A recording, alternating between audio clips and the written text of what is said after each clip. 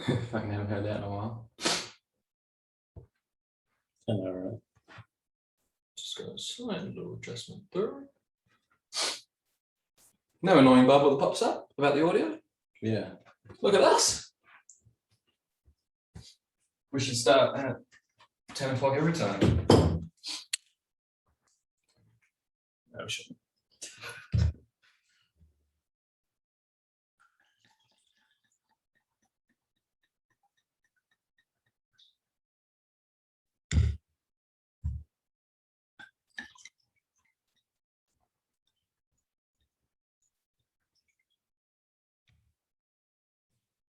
Okay. Welcome back to the fifth. I think we're set. I think this is number six. I think it's number 6. And We're back. We're 2 good. feral sunflowers. 2. Fucking feeling feral today, dude. This is, bro, I am so fucking wrecked, man. Yeah. So I took off a job basically like running online deliveries for Countdown. I had a buddy of mine who's working there. It's physical. Yeah, it's physical. You guys working together? Yeah, he's training me the last couple of days. Ah, perfect. And I'm like working with a buddy. yeah, we got another buddy from middle school as well. And so we've been doing this thing. Bro, here's the thing about me is that ever since the pandemic it kind of began, especially this last lockdown, I've spent about 95% of my time face down. And so that's not bad. People are usually at 96, 97. yeah. I'm about 95. Listen, I'm a fucking athlete. And so and so like I've been running these orders, dude. It's so like fit because the thing is like it's not impossible, right? But it's quite constant. Like when you sort of get there and you're sorting the orders and everything's been sorted, everything's been picked, but you just got to like number them basically and put them in the truck in the right order so that when you're going around and making the deliveries, you're not going like, wait, where the fuck is this? Where the fuck is it? You know what I mean? Having to like dig something out of the back of the truck. Yeah. It's all just lined up and synchronized. It's perfect in order, ready for you. You're ready. And so like spaced. Yeah. And that's really but yeah, no, like because it's quite a lot of heavy lifting. It's physical. It's You've been physical. sweating profusely. And it's fucking we've just had like a stretch of quite a few hot days. Yeah. Summer's knocking. Dude, I'm excited. I'm excited for it. Same here. But yeah, man. You're gonna be looking good, man. You're gonna be yeah. Looking I have been fucking wrecked. But I feel good. The weird thing about physical work is because like, I'm a creative, right? So like I've always been in creative work. I've been a designer from the time I was, quite young. I did digital marketing, I've been building websites, all that kind of stuff. And that's all really cool, but like there's something about just doing like really physical work that just as a man kind of makes you feel quite validated. Yeah. It's really weird, just like lifting shit. It's just that caveman part of my brain that's just been like, good. It's funny that still exists as well, because like we were caveman ages fucking good. Apparently genetically we're no different. Like, so. Amen to that. Yeah, I know, right? Yeah, but no, it's weird. Like this little thing in my brain is just like, good. I lifted the heavy things. Yeah. Yes, that looks like quite a big cat. Kill it. Yeah. It will make the woman very happy. All of these new emotions are just sort of streamlining. Yeah, exactly. You know what I mean? I'm just getting a little bit keen to like find a woolly mammoth or something. Oh yeah. Just savage it with like 12 compadres. You've just got like this innate sort of feeling to find a club and just knock a female over there and put her over your shoulder and take her into the closest cave you can find. Probably by the end of the week, End of the week. End of the week. That's good goals. Stuff. But yeah, no, so it's been cool. It's been fun. But yeah, it's been interesting for sure. Yeah, no, it's great that you're working with buddies as well. Like how have you guys kept in contact between middle school? Yes and no, like birthdays every now and again we've been like, hey, but you like they're those friends that you kind of like meet up again and it's like no time's passed at all. They're good friends. Yeah, so it's fine. But just every now and again I'd be like, yeah, you know what? See you in another 7 years. If I like fuck something up or like put something in the wrong place. Cool. So yeah, dude, it's been cool, but like that's funny.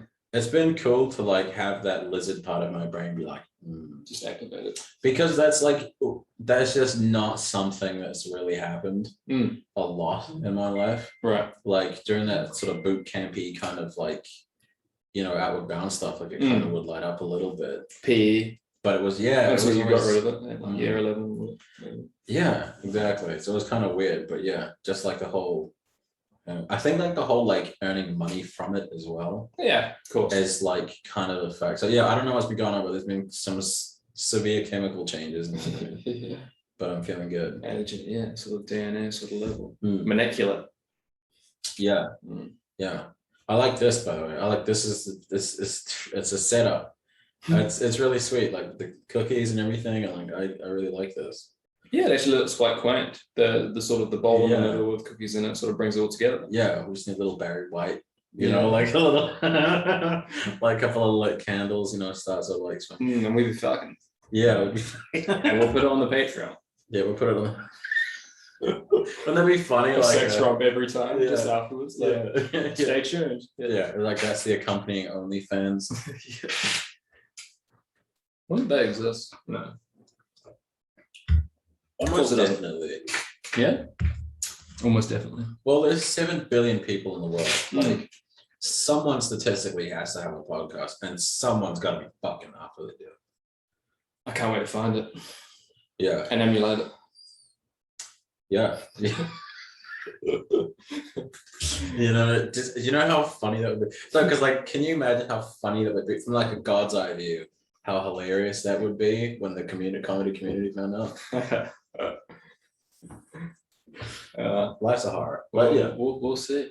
Hmm. Stay tuned. Stay tuned. Stay tuned. Yeah, I always thought it would be funny to put a podcast up on Pornhub.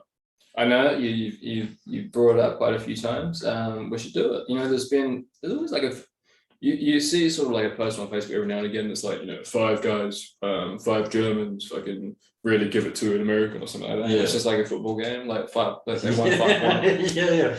Well, highlights on Pornhub are my fucking favorite, dude. Yeah. Or like or someone like 4 or like 2 blokes like ram, or like it's real suggestive, like sort of sort of what do you call it, subject, and but it's just like 2 guys like literally just like chatting to like a girl or something like that. Or, the old entendre. Yeah. Have you seen the like wholesome guy on Pornhub? Oh, He's fucking hilarious. I Like, know this is one. yeah, he's like, I tuck you into bed after a long night, Yeah. or partying or something, or like, yeah. And like, don't touch straight, and don't like make another move. Yeah. And And go don't make home it early. awkward. Yeah. Fuck yeah. I support you while you're a bridesmaid or something. Yeah, fucking hilarious, dude. And then there's one where he's like, I disinfect the casting couch, and it's like him, like. Oh, Jesus, this is our video. The funniest, yeah. It's just like him getting real molecular with it. He's got like the goggles on, and he's like trying to fucking. At like a meth level, he's got a toothbrush out. Yeah, you just see the lights flick off, and you see like a black light come out, and you just see like a shot of the door, and you just hear him scream from inside. That's kind of what I'm envisioning. But he was at the like AVN Awards, which is like the Oscars for like the porn industry. Okay. And he got invited, and I think he took his mom or something, or he took somebody, but it was just so funny. He was wearing a Christmas jersey.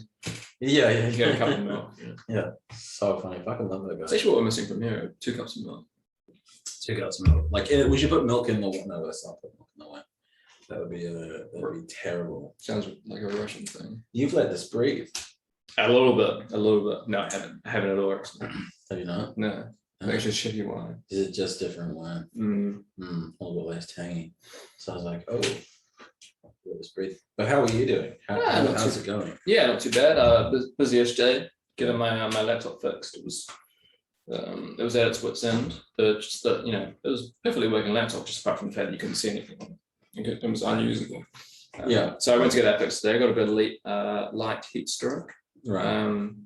I apologize to any of like our African viewers. I feel like that's their sort of condition. Not condition. What would you call that? Like heat stroke. That sort of affliction on a person. What would it be classified as? So I feel like I'm appropriating their thing. No, I think heat strokes are quite universal. No, okay. Anybody can get heat stroke. Yeah, for sure. You just try hard enough. It was funnier in my head. It's a story of my life, dude. Yeah. Yeah. And it just comes out as verbal, non-comedic vomit. Story of my life. Oh yeah. I'm excited. For Christmas. Yes, but also no. But also yes. Are you a Christmas guy? Not really. I'm British, so English. I'm British, so Christmas is always a big factor of the year. I think it's just because like Brits are unhappy people, sort of at a base level. So just sort of any time they can have a party and have a few drinks or something along those lines. It's always a fun thing. They really lean into it. That's fair. Drag the life out of it for as much as they can. So they really get into Christmas. Really get into the Christmas lights. We used to go to the street every year. They weren't they really balls to the wall. Yeah. Tintin balls to the wall. Yeah, Tintin. Fuck, I used to love Tintin as a kid. One of the things I love about the sort of UK and Ireland, because I think Northern Ireland is part of the UK, right? Bang on. And Ireland itself is its own thing. Yeah, we don't talk about Ireland, really. Yeah, so they kind of refer to it as the UK and Ireland. Is that how they kind of do it? That's right. Yeah, Ireland's, they do their own thing. Right. I think it's almost called the Republic of Ireland. The Republic of Ireland. Or just Ireland. And then it's too much of a mouthful. They're no, listen, we get it, but and then Britain is just the continent itself. Yeah. So Britain is a continent. See, because I thought, so here's what I thought. I thought Britain was England itself. And England, I thought they were kind of interchangeable. I didn't know Britain was the whole landmass. So yeah, Britain's the whole landmass. And then the United Kingdom is different, right? Come on, Northern Ireland, come on. Wales is there as well, isn't it? Wales is on the lower east coast, and Scotland's up top. Interesting. That's Britain. Yeah, that's just that thing I love about that area of the world is just how many accents there are. Oh, it's fun. It's great. It's whimsical. I love the Cockney accent. Oh yeah, no, the English southeastern sort of. So these are sort of your Cockneys. Yeah, I can't remember the way that they talk is so fucking whimsical. Self-loaders. Yeah, I was 12 when I moved, so I sort of didn't get to experience to a degree that I remember all the different types of accents. But yeah, there are fucking plenty. Your Northern Englanders, they've got it sort of starts interchanging towards as close as you get to sort of Wales and Scotland, and it all sort of just merges into this big Venn diagram of all these different accents. That's crazy.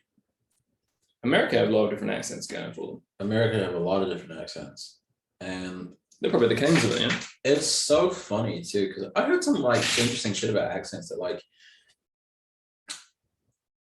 certain accents actually sound, because accents change over time, just like countries do and cultures do. Cool. And it's really interesting because apparently you can hear what accents would have sounded like, not from their respective countries, but from other places where people had emigrated.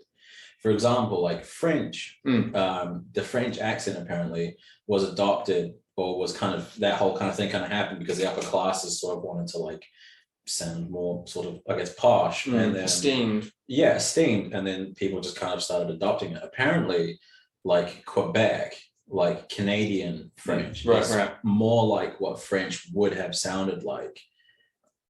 Couple centuries back. Yeah, ages ago. Whereas because now, because a lot of cultural changes, the accents in France themselves, or the typical French accent is has kind of evolved since then. That would be more sort of quintessential of it.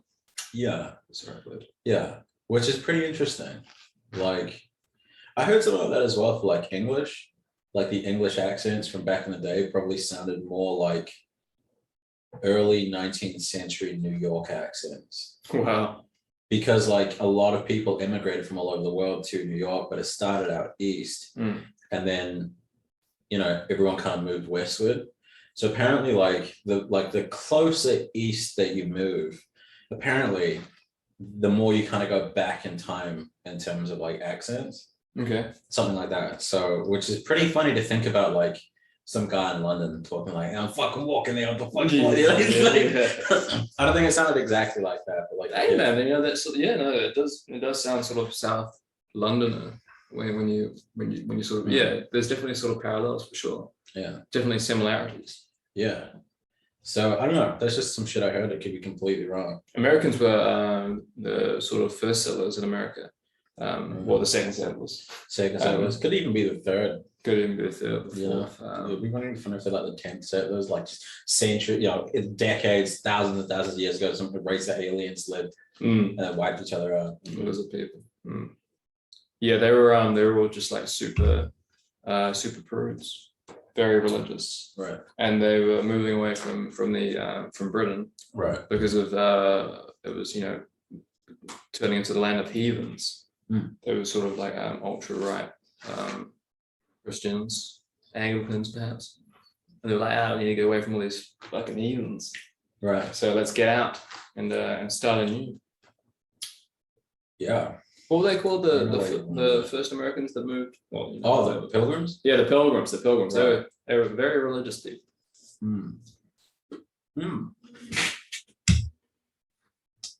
Yeah. This is a fucking history podcast. But we should do a history podcast where we just get fucked up. Like drunk history. Yeah. Except we don't know anything about it. Yeah. You know what I mean? It would always be so hard to sort of title it. But like, it'd be like, this is where we started. Yeah. This is where we started. And like, it goes off kilter very quickly. Yeah. Rise and fall of the Byzantine Empire, why they should bring back the McRib. You know what I mean? Yeah. Off kilter, maybe a Scottish term. Could be. I wonder.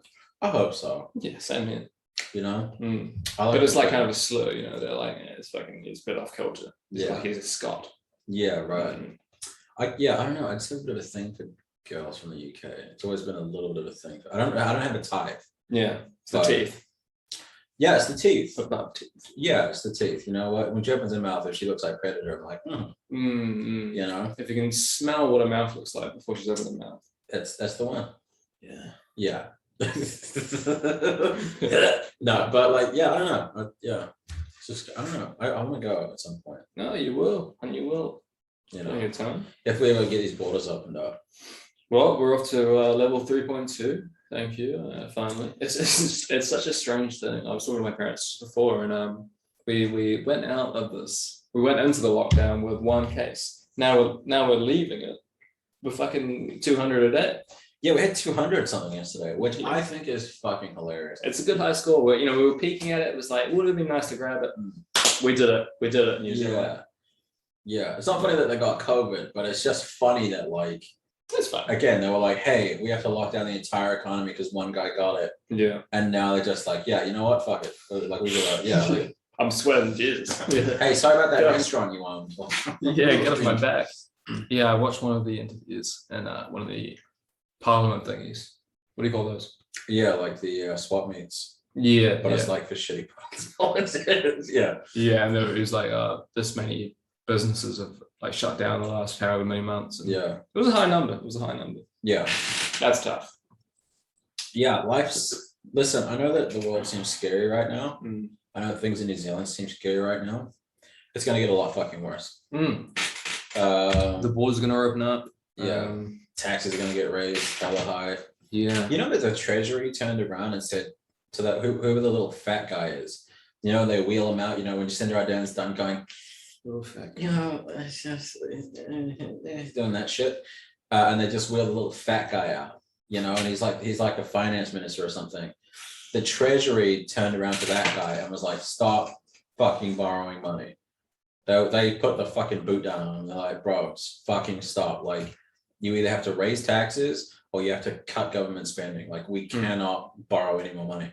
And they were just like, okay. So I guess what's going to happen? Probably going to raise taxes. Yeah, like they're not going to stop their spending, I imagine. I know nothing about politics. I don't know what they're spending the money on. But I know the price of bloody milk is high. Like $8. Yeah. For 2 liters of milk.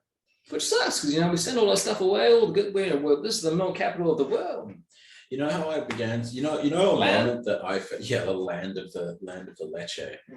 But bro, one of the, actually, this is the moment when I kind of saw peek behind the curtain. Shit in my mouth. I was walking along and some homeless guys like. No, okay. So I went to down south. There's some random little fucking town but there's a huge corrugated iron statue of like a sheep, and it's like a concrete bunker inside, and you can go up and you can like look out of the sheep's mouth and shit. Yeah, you can get inside the shit. You can get inside them. Oh, was that the concrete bunker? Or was that a different one? But it's basically a huge corrugated. Oh, fuck, what's that called? It's a huge corrugated metal like sheep, right? And it's a statue. Corrugated. Yeah, and there's also a kiwi fruit, right? Ooh, you know what I'm talking about? maybe I do. Yeah, It's in the North Island though. yeah. I think it's in the North Island. It's like a town, and they're very like, you know what?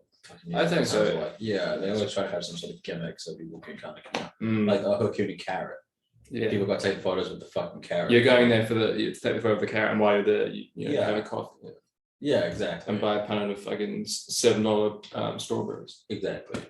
You know, a favorite New Zealand pastime, buying $7 strawberries. Mm. But I'm in this kiwi fruit, fucking corrugated metal kiwi fruit town.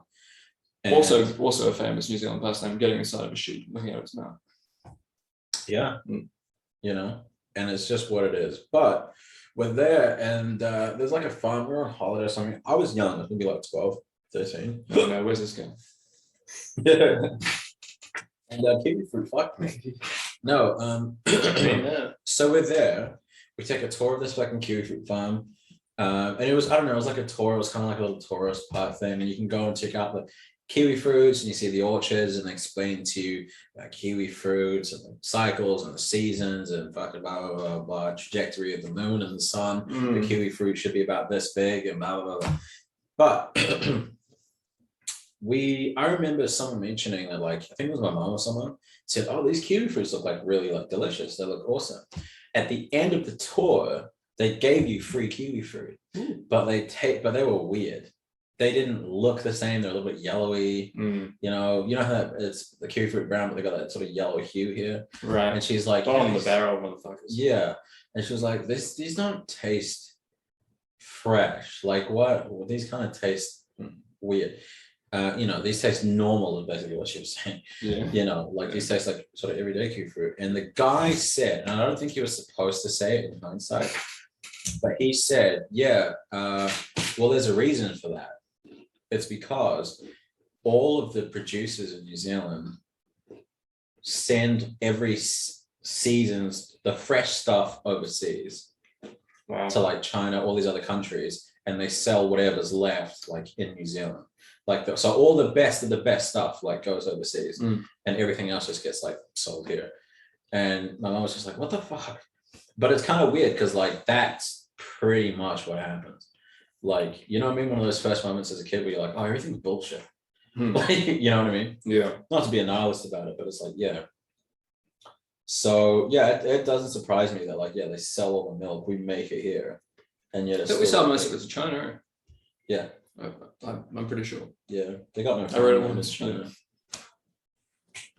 Yeah, that's strange. It's funny that we also import our the people that pick those through. Yeah. Those industries have been fucking struggling, bro. Yeah. People are like, hey man, no one's picking this fruit. Yeah. And I was like, yeah, because they're all in like Hong Kong. Just hire your own. They're in Yeah. Hong Kong and they're over in the islands trapped.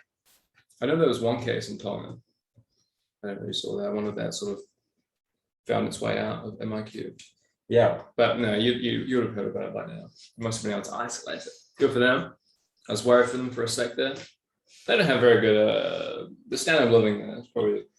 Listen, I'm just saying, look, if Samoa or any really of the islands got like a really bad COVID infection, we would fly a Hercules over. It'd be like 28 days later down there. I mean, like the infrastructure is not the best in the world. No, it's not. You know, You heard, one of the funniest things I heard about this whole COVID thing was that like New Zealand bought Moderna. You know how we're like everyone has been vaccinated with Pfizer. I think we bought Johnson & Johnson. I don't think first or Moderna or something. Oh yeah, and then as soon as there was a study, like, yeah, hey man, it's giving people blood clots. They were like, hey Samoa, you can just like have all these. That was a while back, dude. I fucking remember that shit. It was funny, man, and it wasn't talked about. No, it wasn't talked about at all. I don't want to get like tinfoil hat on you, bro, but I swear to God that the New Zealand government will put like a gag order on specific things on the New Zealand media. Oh, for sure. So just like I mean, yeah, I mean, it doesn't take a lot for the Kiwis to sort of get excited over. Yeah. Yeah, so it's funny. I was writing this thing because I know that like over in Russia they made their own vaccine, Right. and like people from Russia were sort of, yeah. but yeah, they fled the country to like look for an alternative, and so yeah, I mean, where's I going with this? Let's go because I think the biotech is a company in Germany, right, and Pfizer is a company in America that was founded by two Germans, right, and so it's basically a German vaccine, and we're all taking it, so we don't mind about that. Yeah, because like, isn't the point of a vaccine to like stop the transmission of that shit? It's like because as a baby you get like immunized for whooping cough, cholera, tuberculosis, all this other shit. Tetanus, measles. Have you ever had the fucking measles? I certainly haven't. I've never had the fucking measles. I was vaccinated for all that shit. Thank you very much. If you get vaccinated for COVID, you can still catch it. So it's like, kind of, what was the point in that? I guess because it's like, if you get it, you just probably want to die. You just get you can pass it on. But what's the chances of you getting that long dick COVID, bro?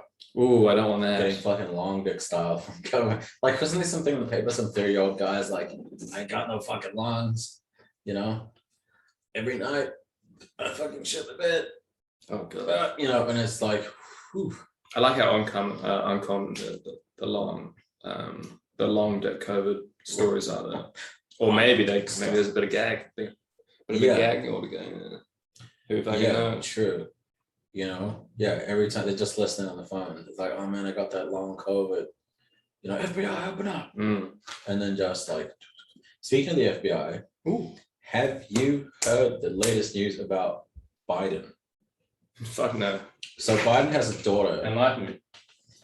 And there was a diary, allegedly, that was basically full of like, basically he'll be like, hey, my dad's a fucking pedo. Oh, and you're he, right. Molested me and shit like that. The writing was on a fucking wall. Yeah. Sniffing girls' hair. Here's the weird thing. Everyone was just like, oh no, it's fake, like it's bullshit, don't believe it, blah, blah, blah, blah, blah, blah. The FBI raided a house to find it. And it disappeared. And we won't hear about that again. Yeah, so it's just funny that everyone's like, no, it's fake, and the FBI's like, no comment. Yeah, they just raid a place. So yeah, listen, who knows? Speaking of daughters, man, this is top tier comedy, dude. Like in the old Alec Baldwin bullshit. He's he shot a fucking guy. Yeah, shot a guy and then Clinton some ass. Clinton. Yeah, Clinton some motherfucker. Twice in the back of the head. Yeah, he's like, for the third time, it's like just making sure. Yeah. Yeah. Gonna put him in a Ziploc, put him in a fucking duffel bag with a padlock on the outside. Yeah, this is a top tier, like in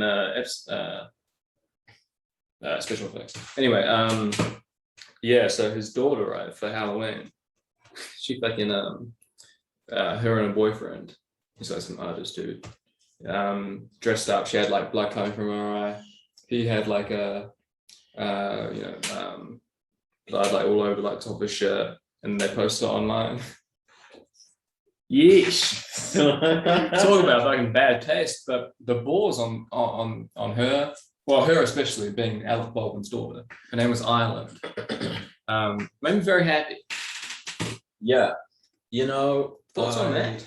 Yeah, listen, I think now allegedly he's a fucking asshole and he's very difficult to work with. Okay. I've never worked with him, clearly, but apparently he's a fucking prick. So all I know is that typically when someone's a fucking prick, they tend to be a bit of a prick in other areas of their life as well. Oh, yeah. It's very possible that maybe they don't have the best relationship, and now that this thing has happened, she's like, hey, I know exactly what we're doing for Halloween this year. You know what I mean? Like, I haven't heard from the guy from 5 years, for 5 years. Yeah.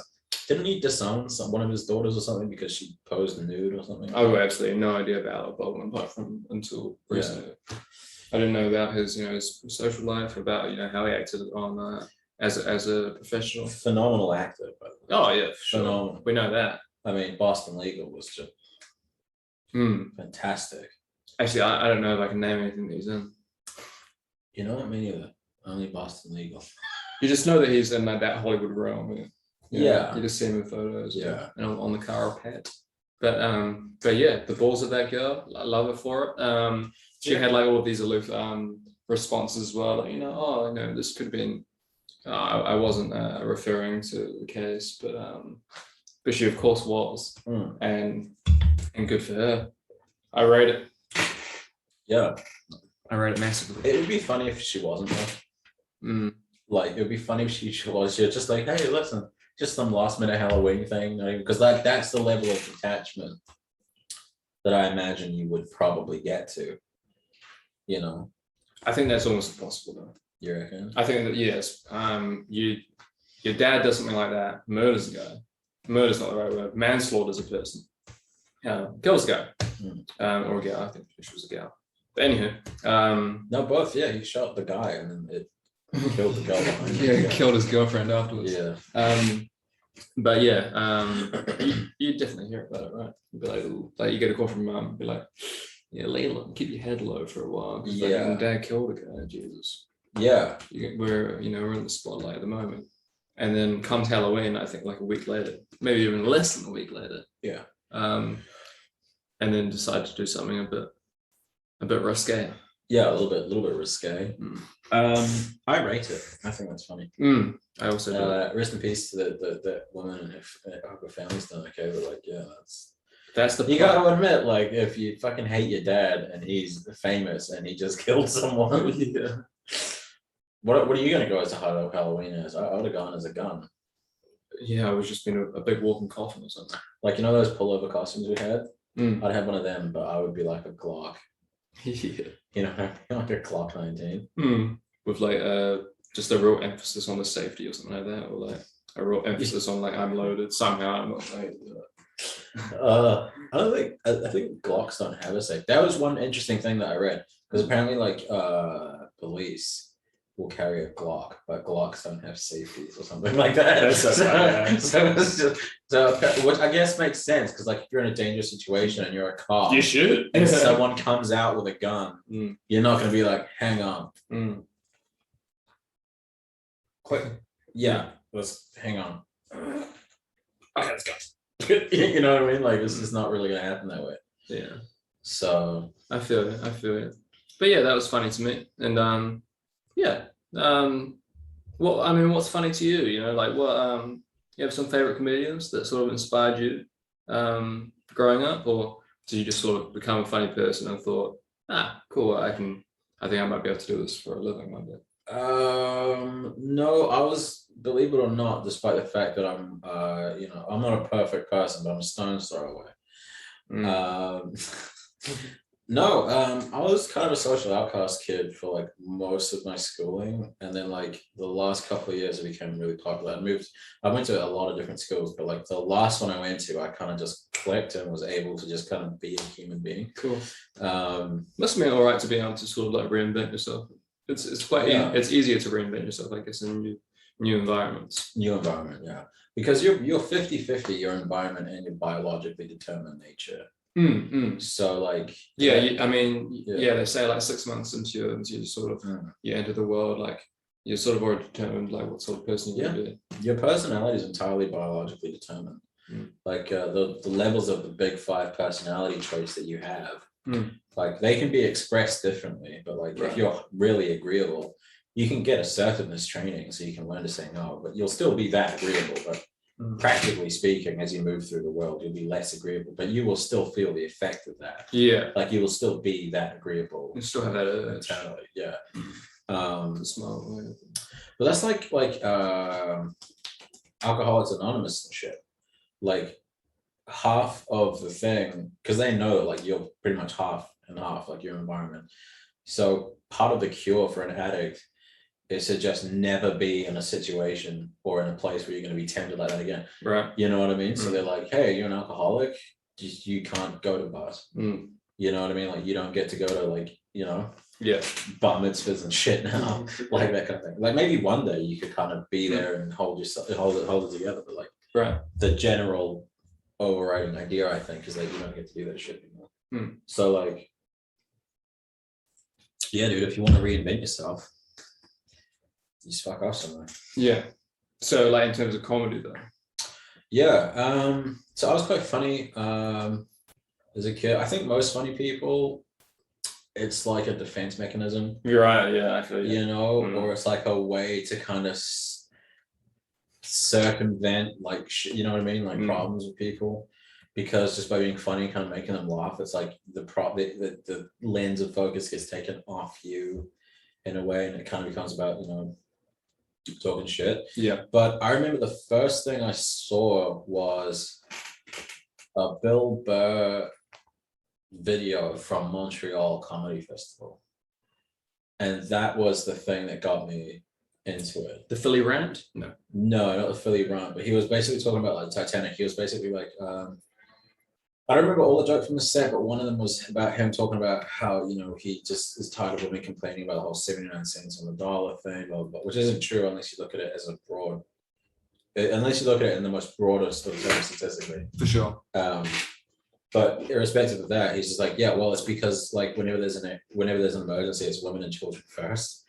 He's like, it's basically a surcharge for having to fucking die, you know, if the boat's sinking or, you know, shit like that. I like it. So like, the way he did, I fucking butchered it, but the way he did it was really fun, really thoughtful. I went for a big Billy Burr sort of probably like a year or something like that. He's got a podcast as well. Yeah. Called the Monday Morning Podcast. I listen to most of that. He grew up with sort of as an underling to a guy called Patrice O'Neill. Yeah, Patrice. Oh, Patrice. And who's sort of on the same level as not Patrice, but Billy. On the same level as like Kevin Hart coming up as well. They were like under Patrice. And like the Tough Crowd crew, like Colin Quinn, like Patrice would always go on Tough Crowd with a couple other sort of like people who are sort of straight laced sort of comics. They talk about race and talk about, you know, a lot about sort of like the gender inequality and men and women and relationships and shit like that. But Bill Burr sort of, he talks a lot about females, you know, males and the relationships between males and females and roles, gender roles. Right. And talks a lot about gold digging halls. The gold digging halls bit was fucking hilarious. Yeah. But yeah, so that's pretty much what got me into it, and I was kind of just captivated by this fucking angry redhead guy, so ranty, just ranting, just fucking going off. And yeah, that's kind of what got me into it. And then from him, I found because I wasn't really aware of stand-up comedy as an art form before that. Like I sort of knew it existed, I guess, but that was really when I first like ran into it. Yeah. And so, yeah. So then from there, I kind of found Joe Rogan. And then from there, I found Tom Segura and Christina P. And then, you know, Andrew Schultz, Tim Dillon. Andrew Schultz. Tim Dillon is, I think, my favorite comic. Yeah? Tim, yeah. Yeah, so like all of those sorts of guys, you know. But yeah, so that's probably the story. And then like, I was always told I should do it. And then one day... That's a good sign. Yeah, and then one day I just kind of thought to myself, yeah, let's fucking do it. So I emailed, and then I didn't get a reply for like a year. Yeah. Oh Jesus. Yeah, almost a year. Because I think so many people email in, it just gets lost. And then I sent another email, and just going. I replied to months later. Right, and just going like we do now, it doesn't seem like an option. Just showing up to gigs. And just like, yeah, I mean it's an option now because like I've done it.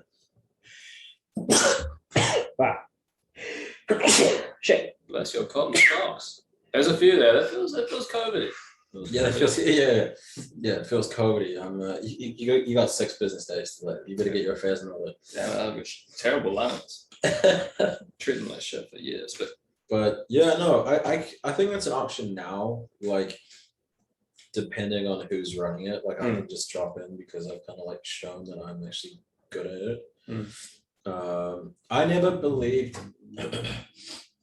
It's one of those things that people gatekeep a lot.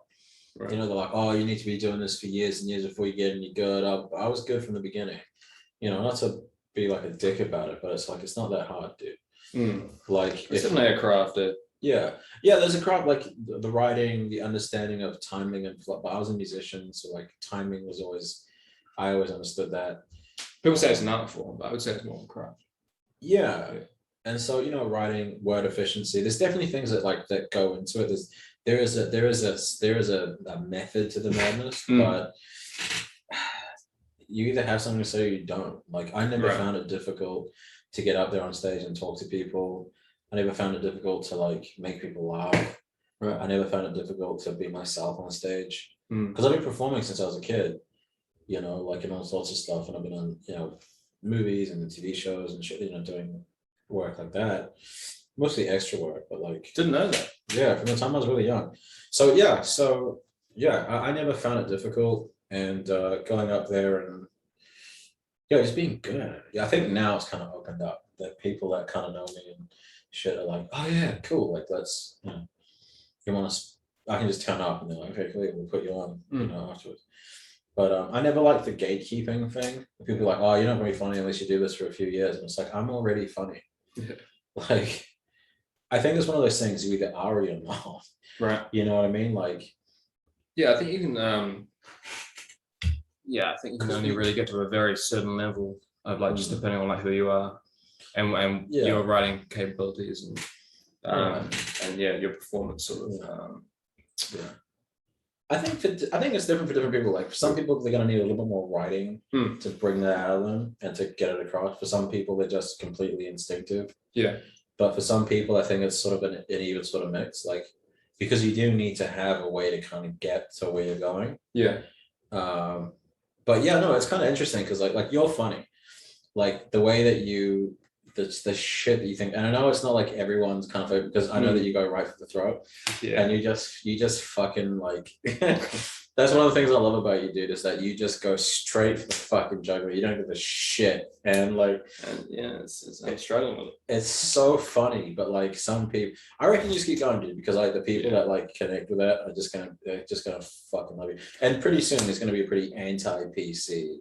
I think you're right, man. I think you're right because I think everyone's fucking sick of it. It's gonna revert it around. Yeah, people are gonna go back to calling each other a fucking retard. That's right, man. That's right.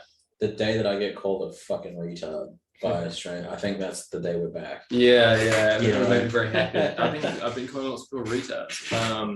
I called my flatmate and I had a couple of us had like a few drinks last night. I called him a retard a few times. And he goes, "Oh, you're one of those comics." I'm like, hell yes, I am. Yeah. And it's in all of us. Yeah. It's definitely in all of us, but we've just been told what we can say and what's allowed, and we've just had too much time. You know how good things are when you can sort of sit back and worry about what someone said to you and how you feel about that. You know? Yeah. That's you've got like a certain level of privilege. You know, things are too good. Things are too good. Yeah. Yeah, no, it's come back around, swing. It'll come back. But I just never liked the gatekeeping because like the thing with, and I think I'm really glad that some people do it because some people you just know like, oh, this is a hobby for you. Like this is the very thin line between like you spiraling into some horrible hole that we can't get you out of. Yeah. You know, and you come on, and you know, every now and again, someone will laugh, you'll get a chuckle, and you feel like a fucking superhero, right? You know what I mean? He's like, yeah, and then everyone loves to come back. Yeah, the afterglow, like after the show, and everyone's like talking, and you know, I just think, if I just work on it a little bit more, if I just write a little bit more, then I think it's gonna be a winner at fucking Bible. And everyone's so positive, and it seems like everyone's at like a certain level, where it's like, it's definitely attainable, but. Yeah, and not shooting for the stars. And then if you stay a little bit longer, you'll start to hear them talk shit about everybody else. Yeah, you know, like, oh yeah, no, but your stuff's good, but that guy fucking sucks. And then you go for a piss or something like that, and then they're talking about you. Yeah, and they're like, that guy's a fucking prick. I know for a fact they've done that about me too, because like I don't give a fuck, dude. I just get up there, I just say whatever the fuck I want. Dude, I've never. You and me both, man. Everyone's talked shit about me. Yeah, had to have been. Oh, dude, absolutely. The stuff that I do as well. So it makes sense. Just talking shit and being a performer my whole life, I've never had, because you know how you sometimes will watch someone and it'll be just crickets from the time they get up to the time they get off. I've never had that. No. No. I've had it a few times. But I can kind of salvage it ish if it goes really, because the thing is, you only just the person that goes ahead of you really sets the tone. So like if they do really, really well, you're like riding on a high. But if they do fucking shit, like, okay, I got some work to do. But I forgot what the fuck I was saying about this. Well, the state of the crowd, perhaps. Oh yeah, no, I just know for a fact that like I've gone up there and I've just not given a fuck, and it's not gone as good as it sometimes has. Yeah. But I know for a fact that there's been people that are like, that guy's a fucking asshole. Like, I don't know how he does it. Like, blah, blah, blah, I get asked that a lot. Like, how do you just get up there and do it? I'm like, just do it. Who gives a fuck what these people think? That's right. Listen, do you think if these people had anything going on in their fucking lives, they'd be here on a Tuesday trying to get a couple of ha-has out of a stranger? Yeah. They're bigger degenerates than you are. Yeah, we're not getting paid for this. And we're right at the bottom, Yeah. And like, these guys paid to be here. Yeah. Half of them. Some of them just wandered in because they want to catch up with their friends. That lady is talking with her friends. They're too polite to leave. Yeah. Yeah, it's a strange thing. I think like it's expectations. A lot of those expectations, we there's a lot of teachings online. There's so much stand-up online, and we all watch it. A lot of us watch it, and so you sort of you have that level of like, oh, so this is how it's supposed to go, right? And then you get up there, and being the level that we're at, it's not always going to go that way, and so it's So yeah, people take it really hard. I mean, and I certainly did it for like the first long time, especially if I have a few bad sets in a row. Yeah, it can be easy to take it personally. But it's fine. It's fine. You just gotta stick to your guns. Stick to your guns and don't change too much. Yeah, because if you try and change yourself as well, like your natural writing style sort of. It fucks out, sort of like it resets. Like, it's almost like resetting like your sleep pattern, because you're like your mind's like working in it's going in a certain direction. Yeah, like the habits that you've got when you're writing, and so it's used to that. And if you're like, oh shit, well those jokes weren't working, I might have to change this about myself, or I might have to change that. Yeah, it sets you out. It sets you out. Stick to your guns, you'll be fine. Keep your head down. I've almost been a little bit too nonchalant to really do that anyway, because I just always feel like I'm right. Yeah, you know what I mean. Like, that's a good attitude to have. One of the things that I got told that actually like made a lot of sense, because like I don't think there was enough context in some of the shit that I was saying at one point, and someone came up to me, James.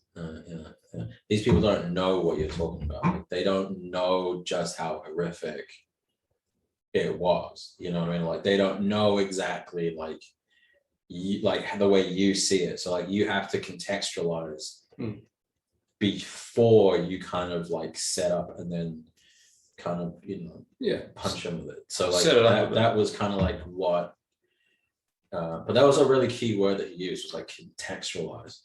And so like after that point, like that's kind of when I began to, because if you ever see me like on stage, like you'll see me kind of like, it's not almost like giving background, but I'll almost kind of start talking about some random shit, and it will seem like I'm just talking about random shit, I guess. And then I kind of circle around, and then I'll say something, and then I guess there's like a punchline. I never like doing it that way. Being like, here's a setup, and then here's a punchline. Yeah, I'm just talking. Yeah, and then I'm just kind of Yeah, you really are. You're a club comic for sure. Yeah, you'd love Dave Chappelle. I love Dave Chappelle.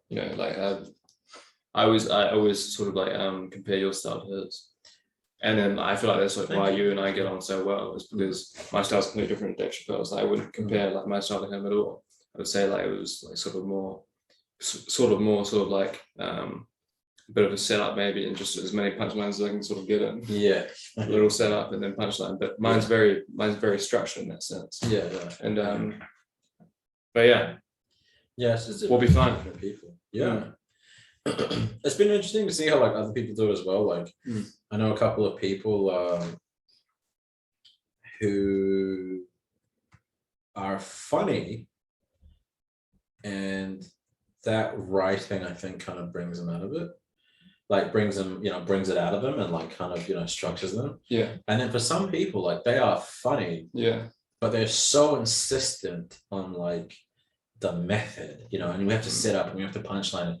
Comedy comes in threes and this and that. Yeah, rule of thirds. Yeah, the rule of thirds and this and like everything like that. That it kind of diminishes from like them actually being that funny. Because if they just came out and said like, "Oh, hey, you fucking AIDS." Yeah, how about or some shit like that. How about them gays? Yeah, how about them gays? Like just whatever it was they were going to say was actually pretty funny if they just came out and said it. Yeah. But the whole like, I gotta set up and have a punchline. And the classes thing as well was something like I didn't really understand. Like a lot of people were like, "Hey, I took a class," and I'm like, "Wait, and a class on what?" They're like, "Yeah, how to be funny." And I'm like, I don't think I'm ever going to take a fucking class. If I'm going to be honest. I think if you had to take a class, maybe just reevaluate. Like, look, I don't want to be mean in case anyone sees this. Well, that could be very mean because people we know might see this. But and a lot of them take classes. And a lot of them take classes. But I just think if I just think that like, look, if you, because I started and then pretty quickly was at a point where like it was working. You wouldn't have guessed that I'd only been doing it for like a month or 6 weeks, right? You know what I mean? Like it's that kind of thing. But and this sounds so braggy and fucking pretentious, just saying all this shit. But like, I just feel like if you had to take a class, maybe just reevaluate. Yeah. You know what I mean? Just be like, hey. Am I doing this to be funny? Yeah. This method, or like, do I actually have something to say? Like, what's my actual opinion on shit? And like, yeah, like listen, man, if it's a method thing, and you're writing, and it's a rule of it, like, yeah, dude, use that to supplement and to structure. But like, if you're just going into it being like with that, just with that, or like, like the SE, like sort of what do you call them? Fucking paragraph structure, like back in English. Like, yeah, shit like that. It's like, oh, damn. The fucking essay burger. I think the idea should become before the structure comes second. Yeah. The structure comes second, like, and always seems the idea. Yeah. Sometimes you get a punchline first. Sometimes you get the punchline first. Sometimes I get like the idea of the joke first, but never the fucking structure of it. Yeah, I've had a couple of people like kind of start with like a punchline and then try to like write backwards so that whatever that is that they have thought of is funny. I do that quite a lot. Yeah. And it's like, okay, fuck yeah. But the way I've seen some people go about it, I'm like, you can just say the thing. Like, you know what I mean? Like I had one person ask me to help them write something. And I was like, okay, dude, I'll help you out. And they were so incessant on getting like one specific reference, like an old TV show. Yeah. In this whole thing. And they want to build it up so much where there's this big crescendo. Yeah. And I was like, yeah, but you can just say that. Like, you can just say like, hey man, I walked in and it was just like, it's like I was X from this TV show, and she was like, yeah, but like, what, like, but what's the thing that like young people get? I'm like, no, but that's the thing. Like, it depends who you're talking to. Like, if it's just your opinion, like if that's the vibe and that captures the vibe, just say that. Like, because like young people won't understand, but like a lot of people will, because like their parents watch those old TV shows. A lot of people's parents watch like Jones TV. Yeah, and are watching fucking, what's that, Love Island? It's not Love Island, but it's like, it's an island basically where like all your fantasy island or something. All your Love Island. Is it Love Island? Yeah. Yeah. That's what everyone's watching at the moment. Yeah. Haven't seen it. But there's an old boomer show called Fantasy Island or Love Island. Or right. Like it might even be what would they douse the flame?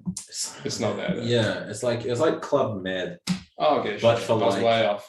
But for like, no, it wasn't Club Med, but it was like Club Med, but for like all your fantasy, you go to this island and some fucking little Hispanic guy in a suit carries your bags out to your room, and then like, I don't know, if you find the love of your life and this happens. Like, it's one of those old fucking boomer shows, right? Like I Dream of Jeannie or something. Okay, yeah. Can't think of it. I can't remember what it's called. My mom used to watch it, so she fucking loved it. We'll rain check on that. Yeah, we'll rain check on that. But yeah, no, it's just interesting the way that people write. And the way that I've seen different people do it, Most of my writing, man, like I'll write a whole joke around almost the punchline. I think probably about 60% of the time it's like the punchline comes first. and then 40% of the time there's like an idea that I want to sort of get across that it can be, and then I'm like, all right, how can I make this funny? How can I compare this to something else that makes it funny?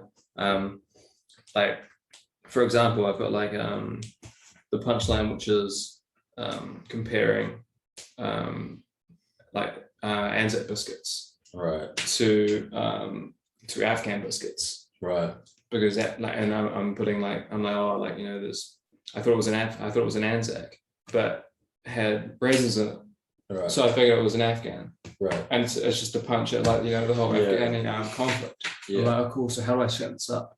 So I'm like, oh cool, I went to a vaccination drive-through, I got sent away because the queue was too long. There were a few people behind me.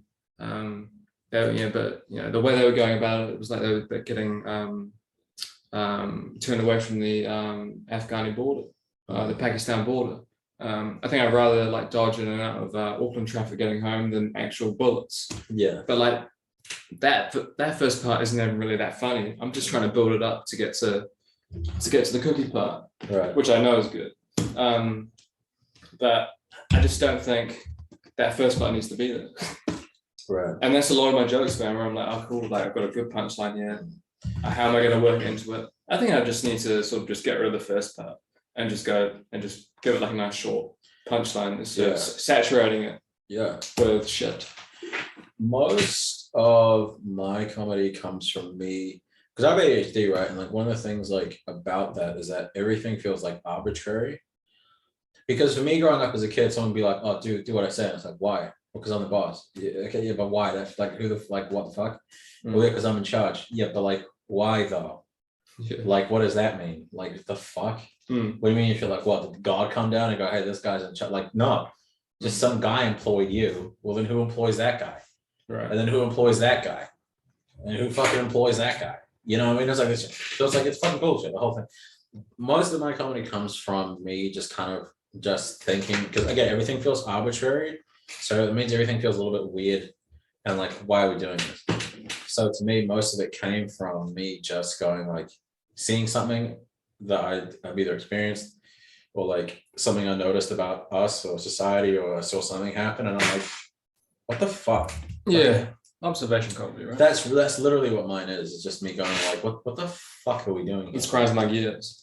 What the fuck is this? You know, and people are like, yeah, what the fuck is that? Like, I don't get it. You know what I mean? Like, I try and make comedy like that for myself as well. I mean, like there are ideas where like they're kind of nodding in a sense. They're like, all right, sort of, I agree with what's being said, and then you try to make it funny as well. Because I think that's just what we think about most of the time anyway. It's just sort of like things that annoy us and just don't make sense. But I mean, it's, you know, everyone's different and they've got their own styles. But my whole thing is like, besides the whole like, what the fuck is going on thing, is I just very much just say what I think is funny. So like I often, because like one of the things that I didn't really understand at first was that people will have like one set and then keep it for like fucking ages. And there are people that have like a tight 5 minutes that they've had for like years. You've heard all those jokes. But my set changes like maybe once a month or something. Same. Because I just say my shit until I don't find it funny anymore. And then I just write some of whatever I think is funny is what I'm saying. Which why I'm always laughing on stage, because I'm always like, dude, that's fucking funny. Like, like why? You know what I mean? You do laugh a lot on stage. Which I read. Because but that's just how I do it. I just go up and I say what I think is funny. For a while, I was kind of just trying to impress the at fucking open mics. I'm trying to impress the audience too much, rather than actually just like work on new jokes. Like I would still use old jokes. I would have 2 or 3 that I knew worked, but then I would try 3 or 4 new ones. But I was still like, I was stupidly keeping on those because I was trying to impress the audience. I was trying to get like gratification from them, acknowledgement from them. But and then I was thinking like, you know, what the fuck am I doing up here? You know, am I just trying to like, am I trying to get better as a comedian, or am I trying to get like, am I trying to have a good night? Am I trying to have like good laughs from this audience and getting that feedback from them? And but you're wasting half your time up there. You know, you're doing jokes for half the time that you know are going to work. Yeah. And so yeah, I figured that on a bit late, but I've sussed it now.